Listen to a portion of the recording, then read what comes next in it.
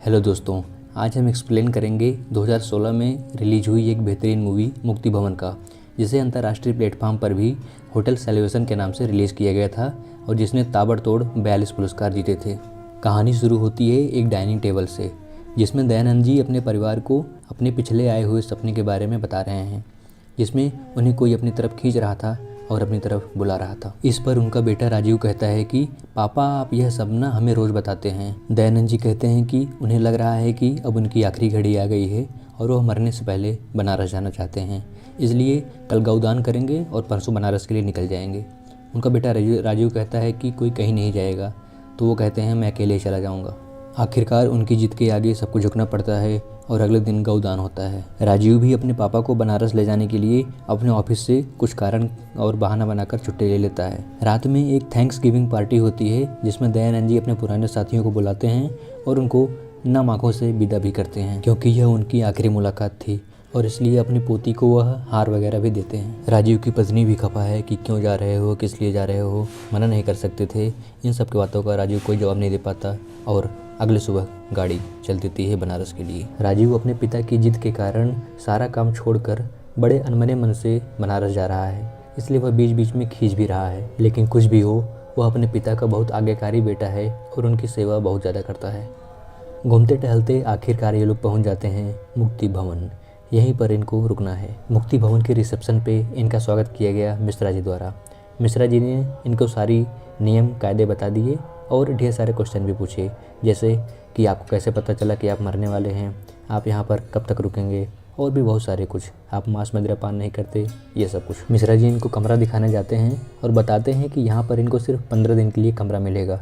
अगर तब तक वो नहीं मरते हैं तो इनको फिर वापस जाना पड़ेगा। बेसिकली मुक्ति भवन एक धर्मशाला जैसा था, जहाँ पर वृद्ध लोग अपने आखिरी समय में आकर यहाँ पर रुकते थे और मृत्यु के आने तक अपनी मौत का इंतजार करते थे। दयानंद जी ने भी इस छोटे और गंदे कमरे को अपना निवास माना और यहाँ पर रहने लगे। संध्या भजन के समय उनकी मुलाकात बिमला से होती है। बिमला ने उन लोगों को खाने के लिए इनवाइट किया। खाते समय बिमला ने बताया कि वह और उनके पति दोनों एक साथ यहाँ पर आए थे। उनके पति जल्दी चल बसे और उन्हें अकेला छोड़ गए। इस पर राजीव पूछता है कि यहाँ पर तो सिर्फ 15 दिन के लिए रोका जाता है, तो बिमला हंस दी। दरअसल अगर कोई 15 दिन में नहीं मरता था तो उसका नाम बदलकर फिर 15 दिन की मोहलत दे दी जाती थी। दयानंद जी अपने आप को यहाँ पर ढाल लिए थे, लेकिन राजीव के ऊपर काम का प्रेशर बहुत ज़्यादा बढ़ गया था। उसे बार बार कंपनी को समझाना पड़ रहा था, इसलिए खाना खाते समय भी बात करने पर जब पापा डांटते थे तो वह झगड़ा भी कर लेता था। यहाँ के वृद्ध लोग मौत के सच को समझ चुके थे, इसलिए उस पर अट्टहास भी करते थे और अपने शोक पत्र खुद लिखवाते थे। कोई नया आगंतुक आता तो मिश्रा जी अपना वही पुराना डायलॉग बोल देते थे कि यहाँ पर कमरा तो नहीं खाली है, लेकिन अभी अभी किसी आत्मा को मुक्ति की प्राप्ति हुई है, इसलिए आपको कमरा मिल जाएगा। राजीव यहाँ पर बड़े धर्म संकट में फंस गया था। वह यहाँ से भाग भी जाना चाहता था और अपने पापा को छोड़कर जा भी नहीं सकता था, इसलिए वह उनकी सेवा सत्कार करने लग गया था। एक रोज़ दयानंद जी को तेज बुखार हो गया। राजीव डॉक्टर बुलाने के लिए जा रहा था तो दयानंद जी ने रोक दिया और कहा कि गंगा जल लेके आओ, मेरी आखिरी घड़ी आ गई है। राजीव ने उन्हें गंगा जल ला कर दिया। राजीव और बिमला ने उनकी देर रात तक सेवा की और उनके साथ बैठे रहे। राजीव के पिता ने जब बोला कि वह उसे बहुत प्यार करते हैं तो राजीव ने भी अपनी सारी गलतियों के लिए क्षमा मांगा और उस दिन बहुत फूट फूट कर रोया था। लेकिन होने को कुछ और ही मंजूर था। दयानंद जी अगले दिन फिर उठ खड़े हुए थे।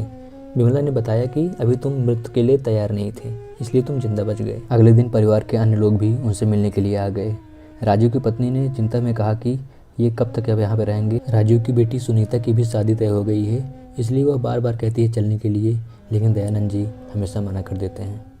अगले दिन दयानंद जी अपने परिवार और बिमला जी के साथ बनारस घूमने के लिए गए। वहाँ पर वो लोग खूब घूमे, शक्कर लस्सियाँ खाईं और गंगा आरती भी देखी। जहाँ एक तरफ सब लोग खुश थे, वहाँ पर राजीव बहुत चिंतित और व्यग्र दिख रहा था, क्योंकि न तो बाबूजी की मरने की डेट कन्फर्म थी और न ही वो घर भी जा रहे थे। अगले दिन परिवार के सभी लोग घर के लिए चल दिए। धीरे धीरे 2 हफ्ते बीत गए थे। राजीव मिश्रा जी के पास गया और बोला कि 15 दिन कंप्लीट हो गए हैं और उन्हें जाने दिया जाए। मिश्रा जी ने वही पुरानी बात दोहरा दी कि वह किसी को जाने के लिए नहीं कह सकते हैं, इसलिए कोई एक नाम बताओ और 15 दिन के लिए और कमरा बुक हो जाएगा। राजीव बहुत परेशान हुआ और उसे मजबूरी में फिर रुकना पड़ा, लेकिन अब वो अपने पिता की सेवा बहुत ज़्यादा करने लगा। उसके पिता और बिमला जी की अब खूब बनने लगी थी। दोनों साथ साथ टहलते घूमते सुख दुख बांटते। राजीव भी इन सब चीज़ों में खो गया था। वह इन दोनों के साथ हमेशा रहने लगा। एक दिन घर पर वीडियो कॉन्फ्रेंसिंग में बात करने पर पता चला कि उसकी बेटी सुनीता ने शादी तोड़ दी है। राजीव इससे बहुत ज़्यादा चिंतित हुआ और वह उन्हें डांटने लगा था। एक तो परिवार का टेंशन, ऊपर से काम का टेंशन इतना ज़्यादा बढ़ गया था कि राजीव बहुत ज़्यादा चिंतित रहने लगा था। एक दिन पता चला कि किसी की मृत्यु हो गई है। पूछने पर पता चला कि वह बिमला जी थी। बिमला जी के जाने से सब दुखी तो थे, लेकिन साथ ही साथ खुश भी थे कि उनको मोक्ष की प्राप्ति हो गई। लेकिन दयानंद जी के लिए उनका सबसे खास दोस्त चला गया था। अब वह बहुत विचलित रहने लगे थे।